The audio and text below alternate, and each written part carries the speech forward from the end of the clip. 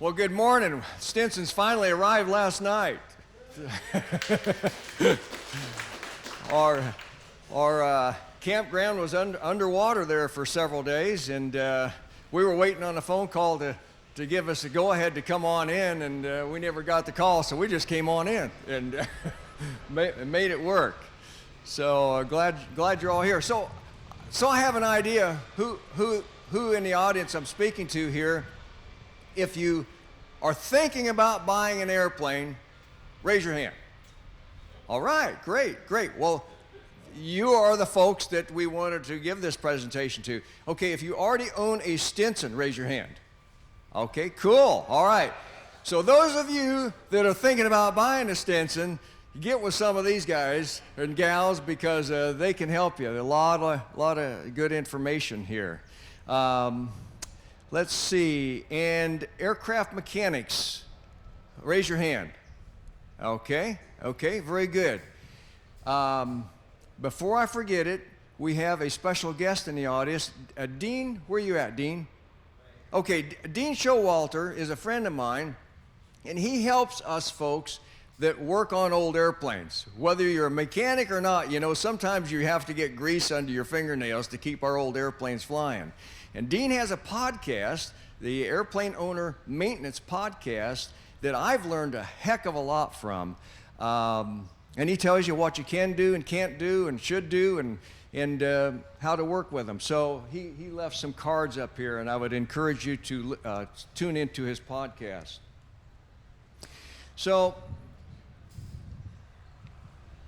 if you're like me, when you go to OshKosh, you take that app that the EA sends you, and you spend about 2 weeks before you go to OshKosh, like, I want to go to this one, this one, I don't want to go to that one, and you're bummed out when you go into a presentation like, that's not what I signed up for. Okay, so I'm going to give you the courtesy of telling you what we're going to talk about, and if you don't like it, you're welcome to leave, okay? So if you're somebody that's thinking about buying an airplane, this is for you. If you're considering a classic, this presentation is for you. If you're okay with flying a tailwheel, okay, this is for you. And I'll pause there to say that I've been flying for a long time, since I was in high school. However, there was about an 18-year period that I was out of flying just because life happened. And I got my tailwheel endorsement. And besides soaring and flying gliders in addition, tailwheel is by far the most fun you will ever have in an airplane. I don't know what it is about it. I think part of it is because us tailwheel pilots know the fun that we're having that the guys with the training wheels don't. They just don't realize, they don't realize what they're missing. Also, if you enjoy participating in the maintenance of an airplane, this is for you too. Because even if you have a good mechanic or IA, there's going to be some things that you're going to want to do on the airplane under their guidance. Also, if you want to be a part of a passionate group of folks that love our airplanes, this is it. We've got a great group, and I'll talk more about our group. And if you've been following us on Facebook, you know that we also like to have a lot of fun, too. Now, also, if you don't mind when you pull into an airport and you fill up and you have all these delays because you got all these people coming out of the FBO and say, wow, that's a cool airplane, tell me about it. It's going to take some time because when you pull up in your Cessna 172, you don't get as many looks as you do in a Stinson. So these are the topics we're going to be talking about, and this is not a highly technical forum. Jack Stewart and Billy Carter. Jack, would you raise your hand, Jack? Okay, Jack has a session at 11:30. Okay, and he's going to be covering the technical details of the Franklin engine and some of the ins and outs of that, and then as well as Billy Carter is going. Are you going to be helping with that, Billy, or you just scheduled? Oh, they just put your name on it. Okay, all right. Okay.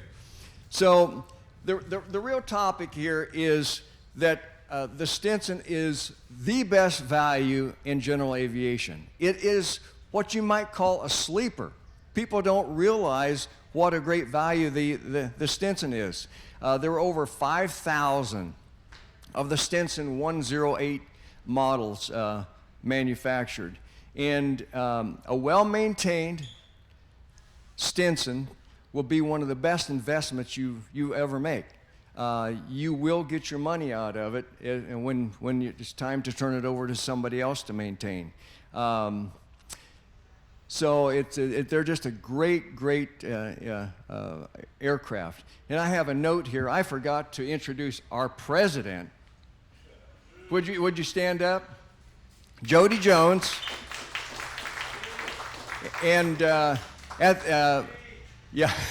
at the conclusion, we're going to have a time for Q&A at the end of this, and Jody's going to say a few words about our group and everything. And also, if you like what you hear about the Stinson Group and you want to become a part of it, we have a piece of paper that we'd like for you to put your name and email address, and we'll send you an invitation and more to come on that.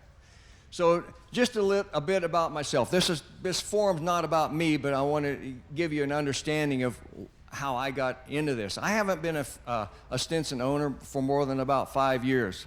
My family told me that I would never amount to anything because I grew up on a small farm in Kansas, and my family they said, you spend every penny you earn on the farm and working for area farmers on flying lessons and model airplanes. You'll never amount to anything. So here I am 50 years later, still trying to figure it out, but I really enjoy aviation. And something about the old airplanes that I really appreciate because they're just so undervalued.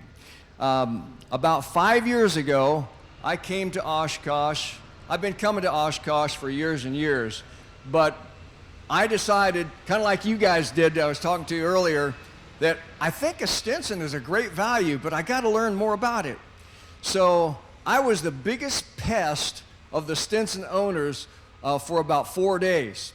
So I sought out every Stinson on the field. I sought out every owner, and I sat down at the Stinson table over by the Red Barn, the vintage building, and I sat and listened to Billy Carter talk to all these people like me coming in and tell me more about Stinsons. And anyway, I realized that there is something there about the Stinsons. So that's my background. I love sharing my passion for flying and the old airplane. I'm from southeast Kansas, and we're blessed with a lot of cool places to fly. And about once a month, I take guests to the Beaumont Hotel in Beaumont, Kansas for anniversary or something like that. I go there so often that they called me last week and they said, hey, Bret, where you at? You haven't been here for a few weeks. So that's one of the cool things about the Stinsons is you can get in a short grass field.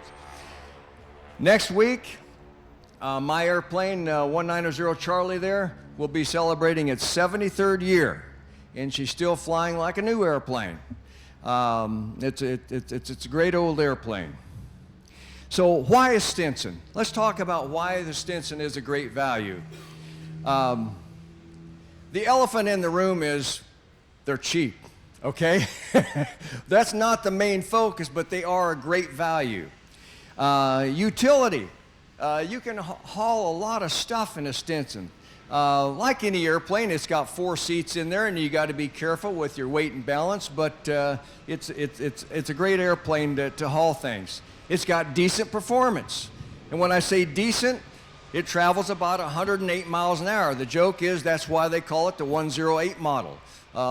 Regardless of what your throttle setting is, it's about 108 miles an hour. But the good performance, and as we mentioned, great value, and they're easy to fly.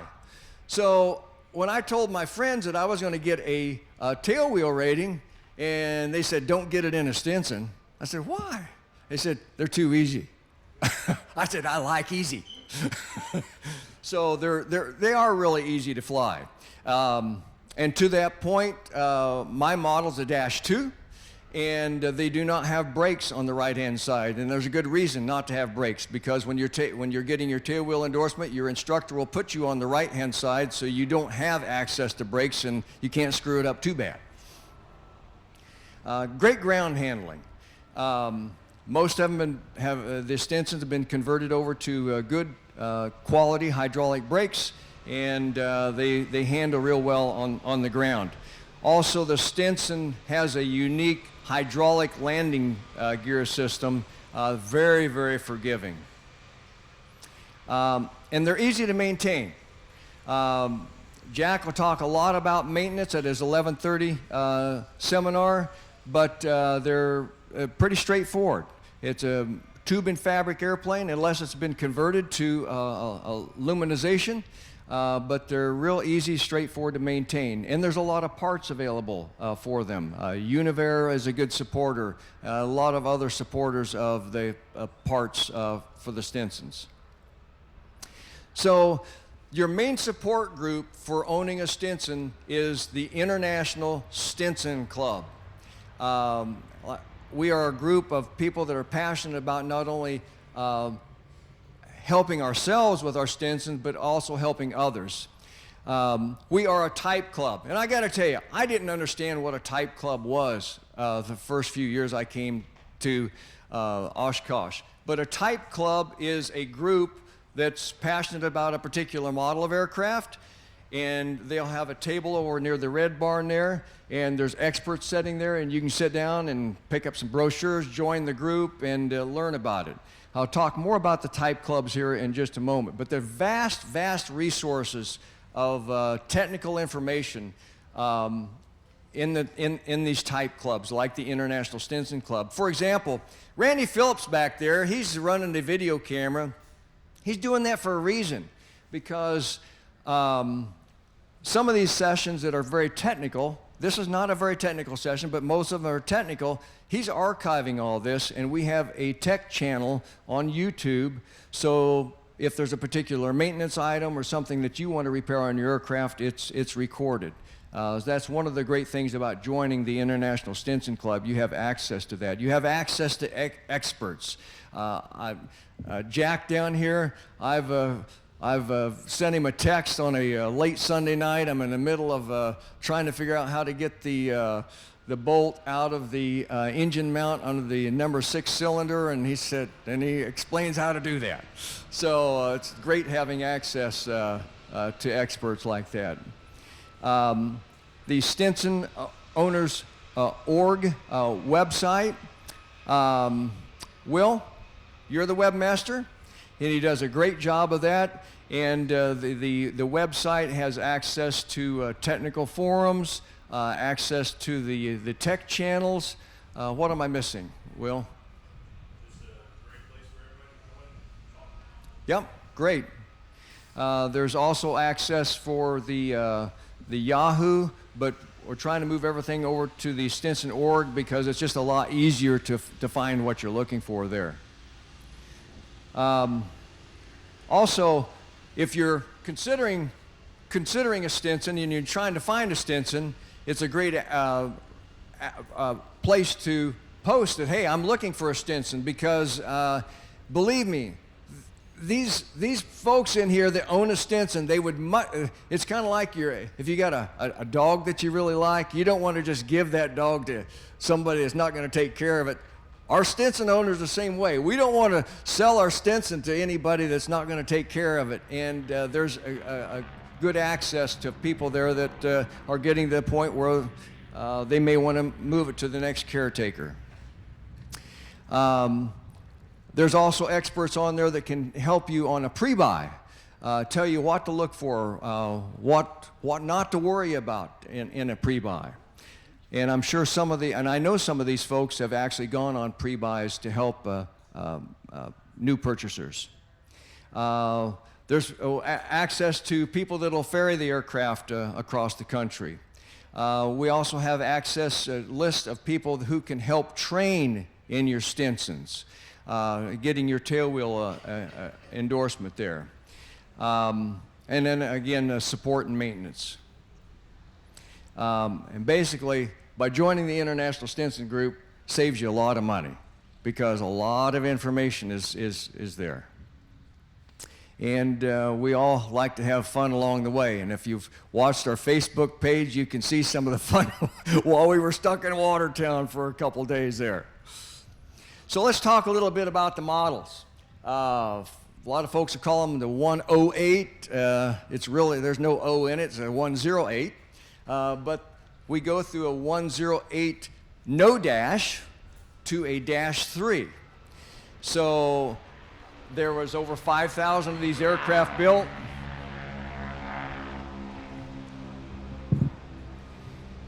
So the top one there is the no dash.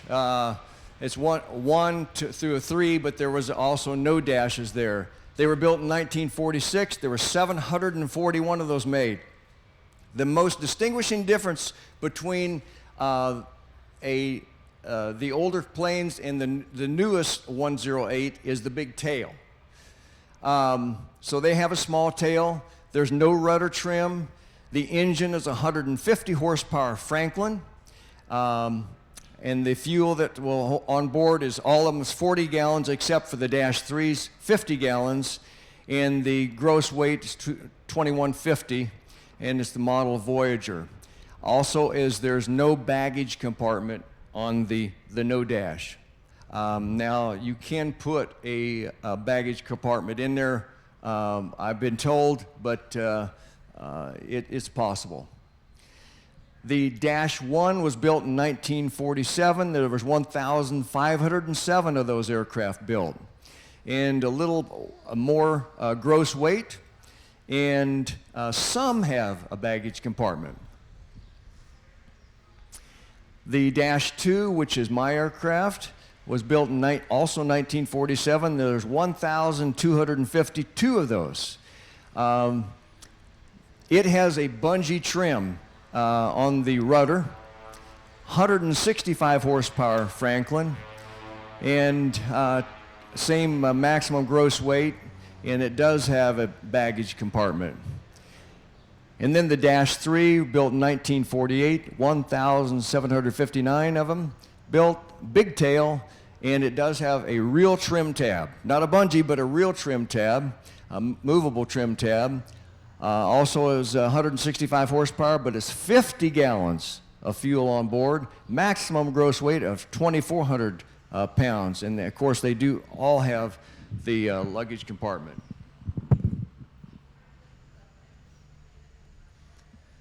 One of the features that's often overlooked. Any questions on the models there before we move ahead? It's just kind of an overview of the model. Yes, sir. I've read it, there's like Dash 4s, Dash 5s, they're rare, but what's the story there? They are very rare. They're so rare that I don't know much about them. Billy, any comments there on the other dashes?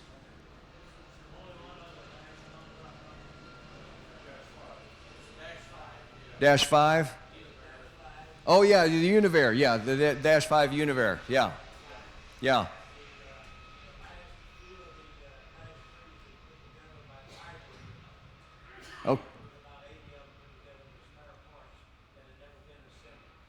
Okay. Okay. If some of you couldn't hear Billy, that the about 50 of the Dash 3s were put together by Piper, who acquired Stinson, and they didn't actually manufacture parts, but they assembled them from the parts that they purchased. Yeah. Yeah. Okay. Yeah, yes, sir. The Dash 5, the Dash 4 never entered the market. It was something they tried and didn't do. The Dash 5 was planned to be the next step in the line, and it's basically a Dash 3 fitted with a 180 horse Franklin and a constant speed prop. And it's a sweet airplane, and if you have a Dash 3, and if you're lucky enough to find a 180 Franklin and a constant speed prop, it's in the type data. You don't need an STC or anything. You can bolt a 180 Franklin in and the constant speed prop that's certified to go with it, and you've got a Dash 5. That's great. That's good. It's a sweet airplane. There's also an STC to put the 180 Franklin into That's great. Thank you. That's good stuff. Good stuff. Oh, whoop. Let me go back here. Yes, sir. Up here?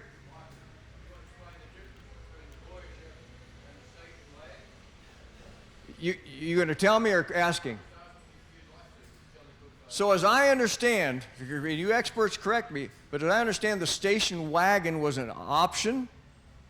Yeah. Okay. I was right. Yes, sir. Well,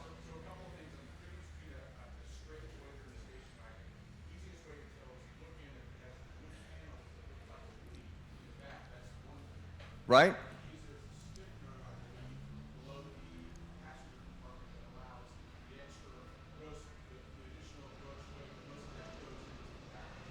Okay, so if you couldn't hear Bob, what distinguishes the station wagon is the wood trim. Oh, no? It's not extra gross weight from the reinforced floor, Right. but the reinforced floor allows you to floor load. If you take Yeah. out the back seat, you can floor load up to 600 pounds. So it has the woody station wagon looking panels on the interior, and the reinforced floor allows you to haul a lot of stuff like a station wagon. The final thing to know is it's transformified over the years. You'll find planes that weren't delivered as a station wagon that now have the floor reinforcement.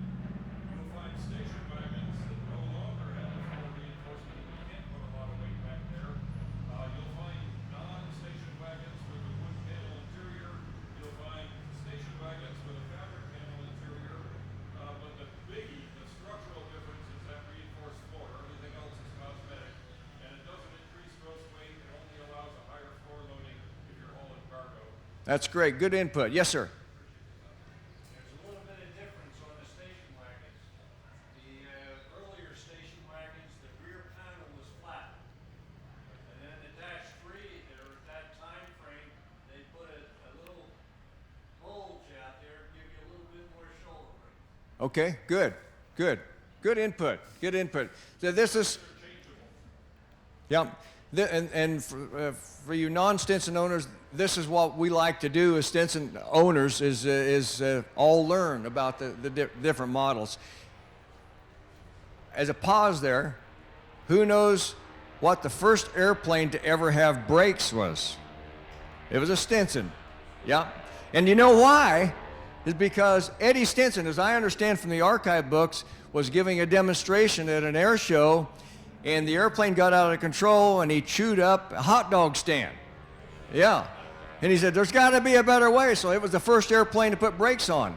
Also, the first airplane to ever recover from a spin was a Stinson. Because the Army Corps of Engineers, or the Army, said that if anybody got into a spin, it's over. And a lot of people died from a spin because they couldn't get it out. As I understand from the history books, Eddie Stinson was at a point where things were pretty rough in his life, and he got it into a spin, and he was ready to cash it in. He pushed the nose down, and he sped up, and he recovered from the spin. He thought, well, this is pretty cool. I guess my time's not over. And so that's why the government asked Eddie Stinson to teach the cadets how to fly and recover from a spin. So there's a lot of firsts. And speaking of some of the firsts and the unique features of the 108, this is often overlooked. It's the leading edge slots in the aircraft. Some of the aircraft of this vintage has this leading edge slot, and there's a huge benefit. When you stall a 108, it just kind of mushes. I have never had my aircraft do a tip stall, to stall off one side or the other. It just mushes. Okay, and what that does is it gives you more air over the aileron, more lift, and it's I wouldn't call it a STOL competing aircraft, but it does a great job at short field soft landings. Any comments there on the leading edge slots? Yeah, Billy?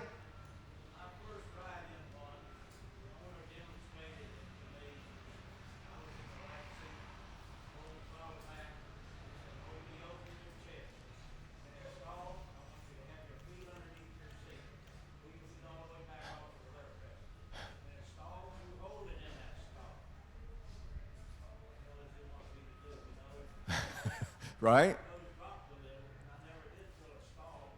It set up to 600 feet per minute descent. Said, all right, now without putting your feet in place, with the yoke, go back in your chest on which you make 183 turns to the right. That's what you want me to do. You're kidding. All right, I made a turn to the right.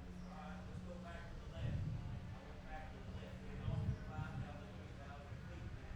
Still 650 feet per minute descent. 600. You still have the yoke back to your chest? Okay.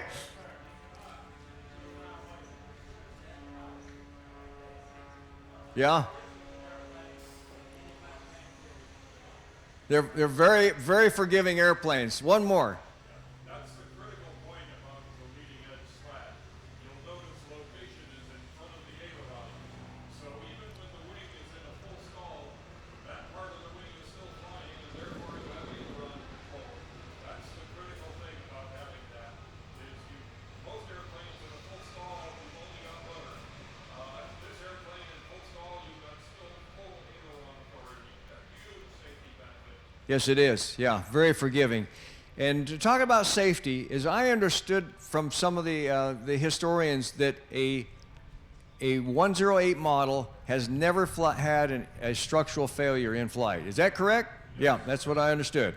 Yeah, yeah. Now don't try it, but Yeah.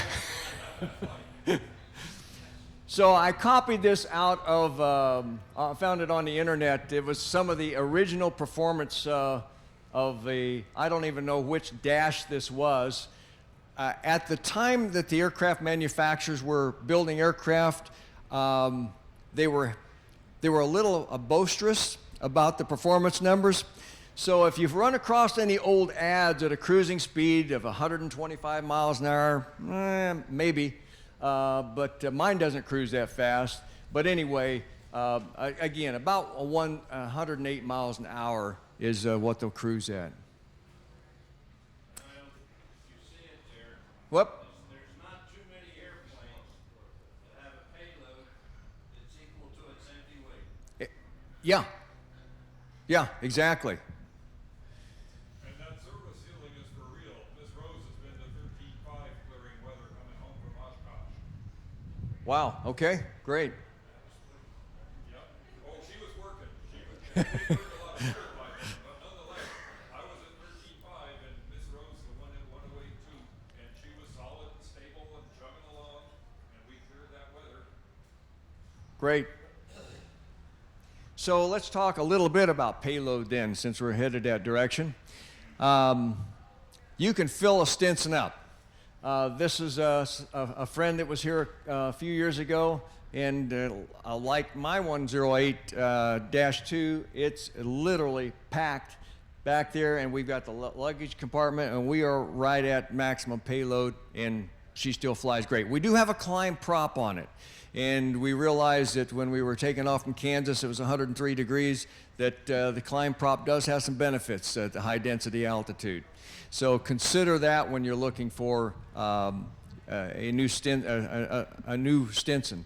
Also, Jack, when you get to your forum, could you talk about the difference between wooden props and the metal props and the benefits there? Would that be? You will today? Okay, good. Okay. But that there are some reasons that you may want to choose a wooden prop, although mine is metal. Okay, so let's look at, I pulled these average numbers. I found somebody a few years ago did averages on the empty weights of the no dash to a dash 3.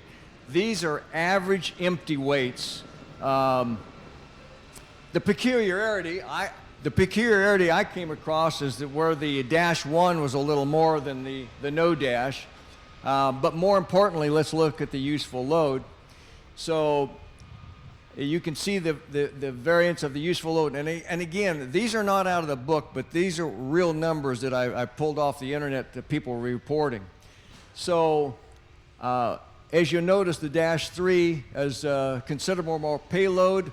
Also, one of the differences of the dash 3 is the spars are a little different alloy of aluminum, a little stouter, but Other than that, the wing is very similar, except the Dash 3 has room for 50 gallons of fuel. Yes, sir.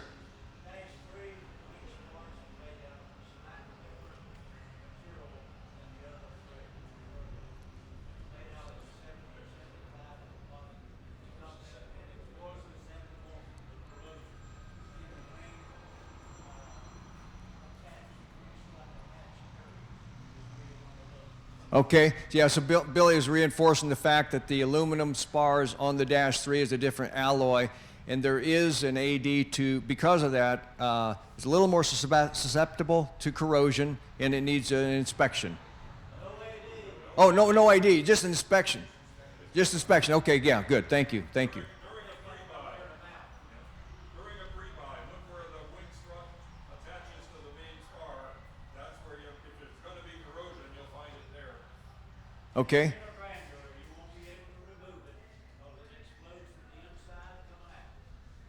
Inside for coming out. Okay. How are we doing on time? Do we have till 9:30? I think so. I'll keep going. Just let me know. Okay. So the Stinsons were originally equipped with the Franklin engines. Franklin engines are great engines. You got 6 cylinders rather than 4. It has kind of a growl to it. It's a little different sound. The no dash to the Dash 1 had 150 horsepower, and the Dash 2 to the Dash 3 is 165 horsepower. The Tucker automobile, incidentally, had Franklin engines in it. The 220 horsepower helicopter engine, as I understand, was in the Tucker automobile, which incidentally, the only reason I follow Tuckers is because they had the Franklin engine, and one recently sold for $1.2 million.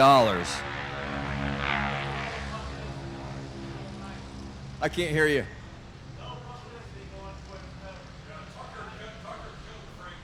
Yeah, that's right, yeah. Yeah, they brought it down. So there is a difference. I'm sorry, go ahead.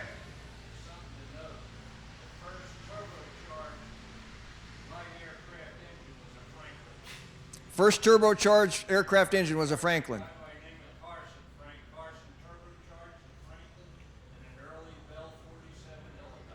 Wow. Fascinating. There is a difference in engines. There's a heavy case and light case. This is more for Jack's discussion. But there was a gentleman at our fly-in in Watertown who has a light case and has never had any problems with it. So a lot of people will poo-poo a light engine, a light case, but I know of people that don't have any problems with it. Yes, sir.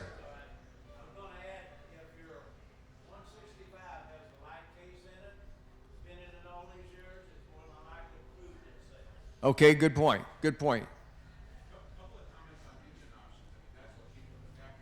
Yep. I got a slide on that. Yep. Good. Thank you.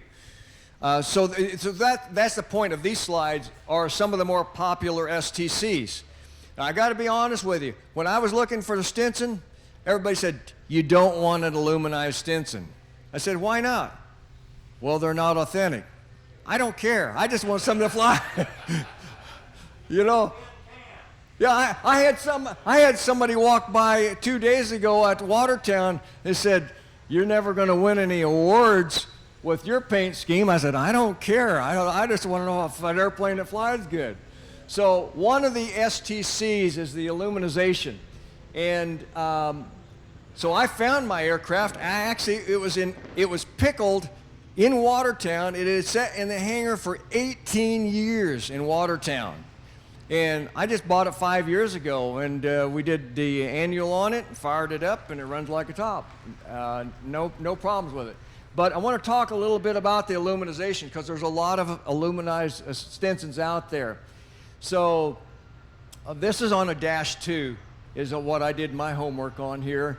The difference in useful load, it's about a 46-pound weight penalty for an aluminized aircraft.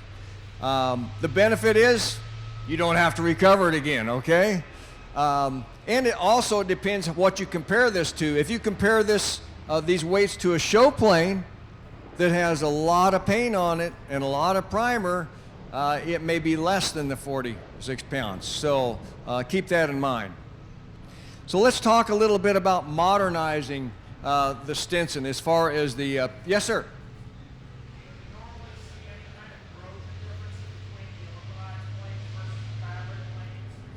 Okay, so the question, and I'll let the experts answer this. The question is, do we see any difference in corrosion between the aluminized airplane and the tube and fabric? I'll answer that from me. I have not found any corrosion on mine, but go ahead, sir. I own a Stinson, which coincidentally is painted exactly like that plane. Yeah. The former owner saw that plane 30 years ago and said, and took pictures and went to a paint shop and said, I want it to look like this. So mine is a twin to that plane. It's also metallized.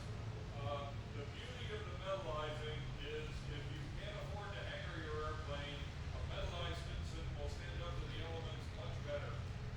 Both because you don't have the fabric deteriorating in the weather and sunshine, and also if you're going to find corrosion in the Stinson airframe, it's normally in the tail post area, back where everything comes back together in the rear, and there's a spine going up to support the rudder and everything. And in a fabric airplane, the fabric is formed around a few stringers, but it's also formed around the actual fuselage too. And so the fabric is at the bottom is tightly against the fuselage tubing all the way back. If any water gets inside the airplane from little leaks and by antenna holes and whatever, it'll gravity, it's a tail dragger, it'll run downhill and pull back there around the tail post area, trapped by the fabric. And you'll have corrosion in the bottom longerons and the base of the tail post. In order to make the aluminum go around the fuselage without crinkling, the metallizing kits included new bulkheads and swingers like aluminum parts, but it allows a shape that you can now bend aluminum around without having it crinkle and deform. And so in the critical back area of the airplane, those little mini bulkheads and swingers are holding the aluminum that far away from the welded tube structure. The water goes down into the bottom of the aluminum, runs back and drips out where the tail spring goes in. And so you have much better protection against airframe corrosions in a metallized plane if you can afford to have it given a hand. Yeah, so, yes sir. What's sort of the flying characteristics change if you metalize the plane? Is that true? I can't answer that because I've never flown a fabric one. So, yeah, go ahead. Flown them both, they fly just the same. Some people complain of an oil canning sound if the skin, and by the way, there are good metallizing jobs and bad metallizing jobs. There's also 3 different companies that provided STC approved metallizing kits. Rouletto was alleged to be the Cadillac of the metallizing operations, and that's what happens to be on my plane is a Rouletto kit. As a side note, by the way, there were separate kits for the fuselage and the wings. You'll find some airplanes that have fabric wings and metallized fuselages, some vice versa, and some everything is metallized. If you're airplane hunting, it's good to know. Also, the early planes all had fabric covered ailerons. The Dash 3 had metal ailerons, all metal flying surfaces everywhere, even in the fabric original airplane. So many metallized planes, including mine, someone fitted Dash 3 ailerons to it, so you have 0 fabric left on the airplane. Otherwise, your metallized plane will have fabric ailerons still. But anyhow, flying qualities are about the same, except some people complain of oil canning, but we'll if you had a little bump in the air. My plane has never done that, but I know some people say that happens. Yeah, mine does not have any oil canning either. So, And the flying qualities are unchanged. I'd like to add with this comment, the metal and the fabric ailerons are interchangeable. okay. But they must have both the same. They have to both be metal or they have to both be Right, right. on all of the series. Yeah. Very good, Billy. Thank you. And those are good benefits that I didn't think about on the aluminization. So the bottom line is, if you're looking for a Stinson and you find one that's aluminized, consider it. There's nothing wrong with it. So let's talk about modernization. You know what's cool about technology today is you can take an old airplane and an iPad and have a pretty high-tech airplane, right? Yeah? Okay? And so I'm just going to flip through here and look at some of the cool dashes. Now that's a typical dash. You can put an iPad on that and have a pretty high-tech dash. Now this is my dash. Most people poke fun at me because they say, how do you fly with all that crap on your dash? Okay?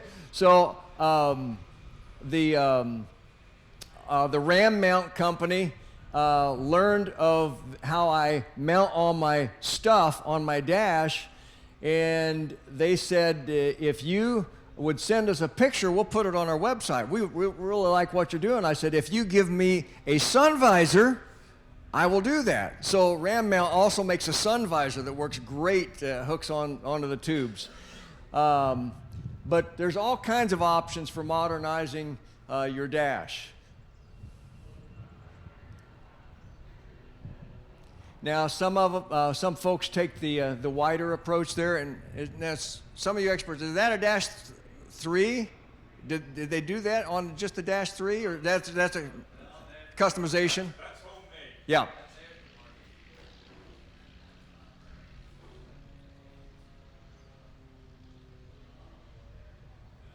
That's homemade.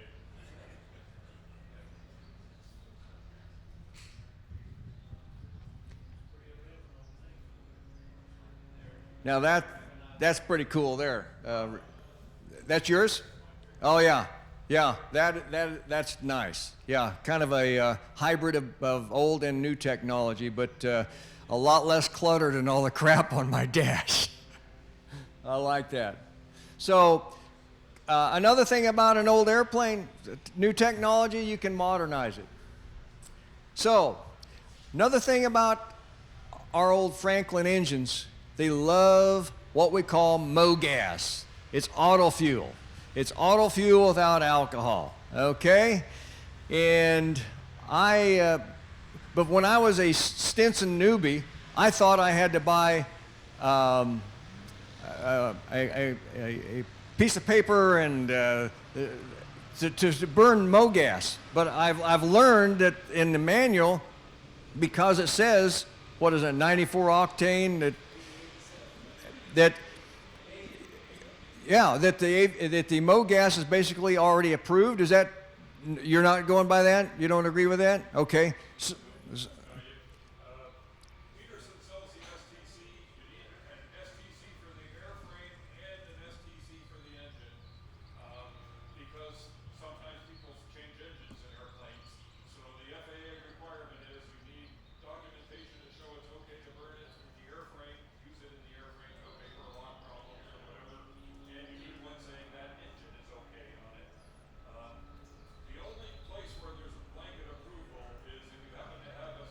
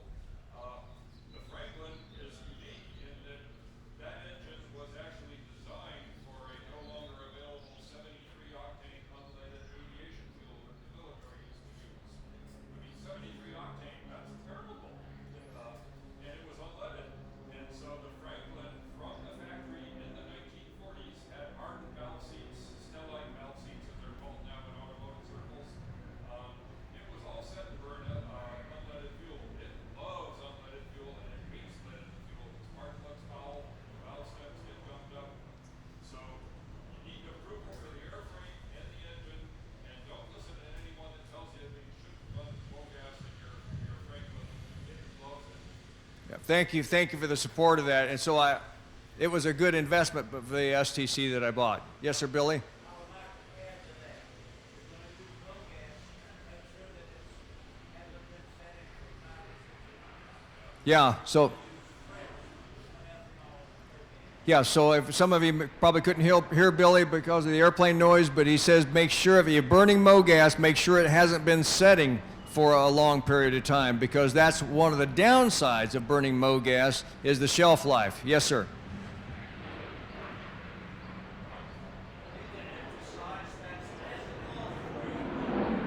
Right. So what was emphasized is make sure it's ethanol free, okay? And yeah, so our city administrator in my little airport said, hey, we're going to put a pump for you airplane owners out there. I said, great, what kind of gas are you going to sell? Well, airplane fuel. And I said, well, we don't burn airplane fuel. But anyway, they put a MoGas pump in there, and we're selling $2.94 a gallon, so it's great. Yes, sir, Billy.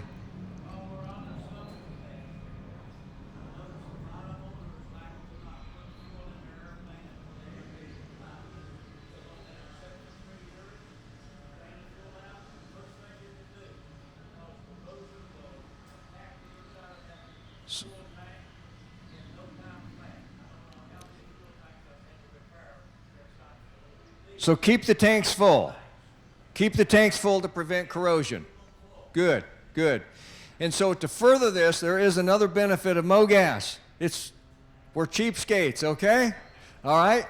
So you're going to save, if you fly 100 hours a year, typical, you're going to save about $1,300 an hour. If you fly more, it's going to be more than that. And of course, that depends on what your aviation fuel sells for. But in Kansas, it's readily available.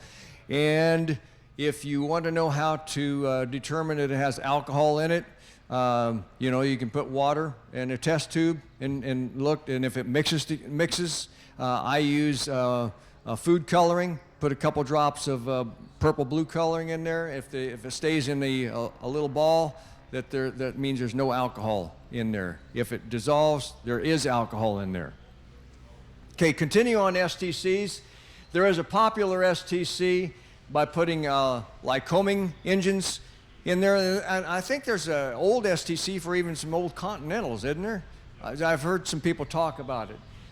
So if you're considering an aircraft and maybe you think someday you might want to put a different engine in it, that may be a good reason to lean towards the Dash 3 because of the increased payload.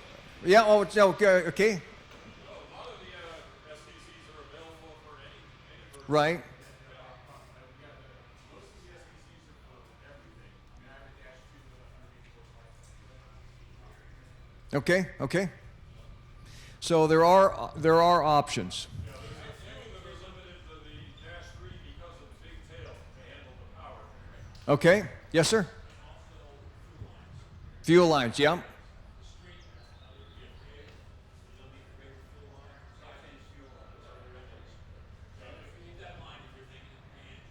Okay, okay. So we're not going to dig into the Franklin engines anymore, but that's going to be on stage 11 at 11:30 in stage 11. Yes, sir.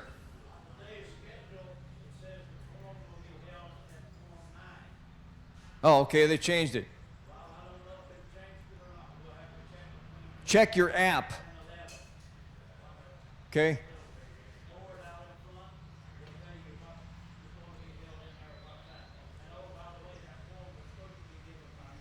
Yeah. Yeah.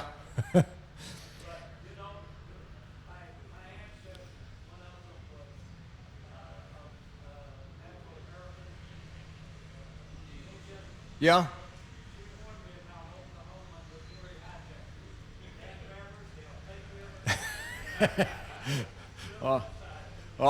All right, Billy. Also, yep, Bob. 11? Okay, okay. At 11 at 11:30. Okay, be there at 11, okay. Also, a 108 is a great restoration project because there's a lot of support out there. If you have an IA that will work with you and let you do a lot of the work, can be a great project aircraft. So let's talk a little bit about the International Stinson Club. Yeah, like I say, it's a type club. We encourage you to join the International Stinson Club. We got a lot of experts in the group. You meet other Stinson owners. Hey, incidentally, if you wanted to come to a great dinner tonight and join some fun people, we're going to dinner tonight. Would we have more room though? Need to sign up? Okay, okay. And we can also help you find your bird. So we have a great community. We have technical forums across the country. One of the forums that we have is technical in Beaumont, Kansas. That's coming up in September. We have events like where we fly in a gaggle. We all join in Watertown, and usually we're here in a day or so, but it was a 2 or 3 day event. Sun and Fun to get together, Columbia, California, Beaumont, Kansas, and Reclaw, Texas, and I think there's some others there. So, yeah.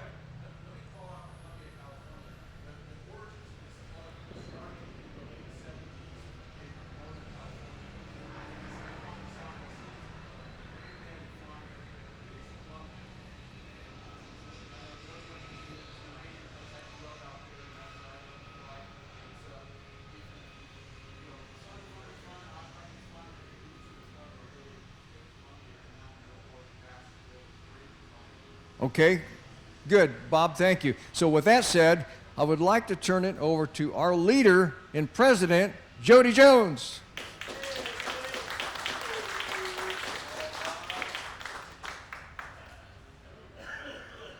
All right. Thanks, Brett. Appreciate it. I'd like to thank everyone for coming out today, and good presentation. Covered quite a bit of information.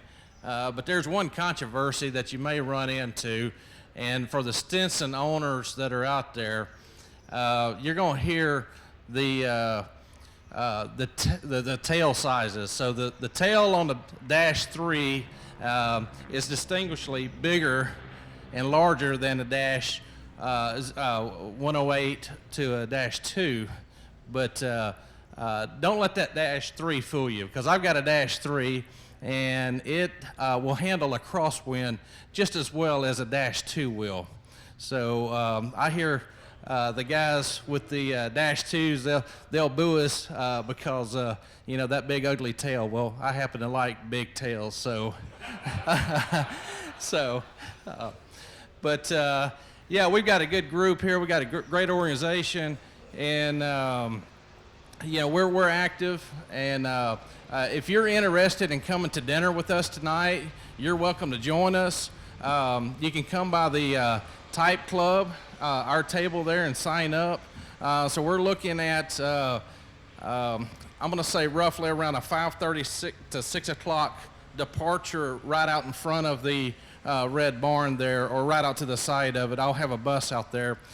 Since we were delayed getting in until last night, I have yet to secure the bus, but we'll have a bus there. I will make sure of that today. So if you want to join us and talk Stinsons, then just sign up. It doesn't cost you anything. You're on your own as far as dinner goes, but come join us, and then we're going to Leon's for custard afterwards.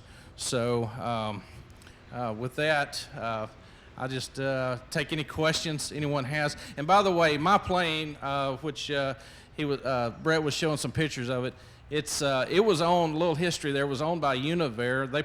They restored it in 1980, and they used it as a test bed for the IO 360. I've got a 200 horse Lycoming fuel injected with a constant speed prop in it, so it does a good job. I cruise around a 125 mark, so, but just makes a really good solid 4-place aircraft.